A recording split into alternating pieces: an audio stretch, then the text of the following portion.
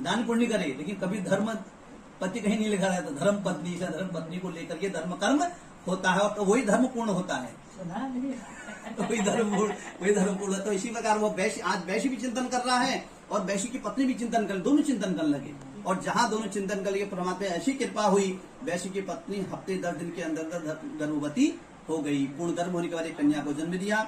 11 दिन का नामकरण संस्कार किया और उसका नाम कलावती रखा। यत्र नामो तथा गुणों, 50% नाम का असर बच्चे के ऊपर पड़ता है और 50% पूर्व जन्म के संस्कार हमारे साथ आते हैं, जो इस जन्म में भोगने पड़ते हैं। जो भी हमने शुभ अशुभ कर्म किया है उनको भोगना है। इसलिए मनुष्य जन्म 2 बार मिलता है।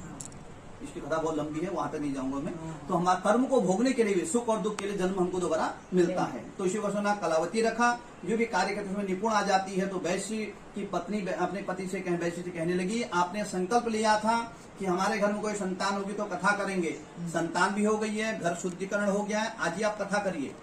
तो वैश्य कहने लगा, मैं तो नामकरण संस्कार के लिए रुका हुआ था, प्रातःकाल उठ करके मुझे व्यवसाय के लिए जाना है और बहुत सारी तैयारी भी करनी है।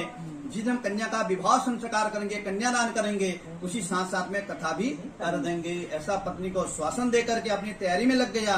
प्रातःकाल उठा और व्यवसाय के लिए चल दिया। और इधर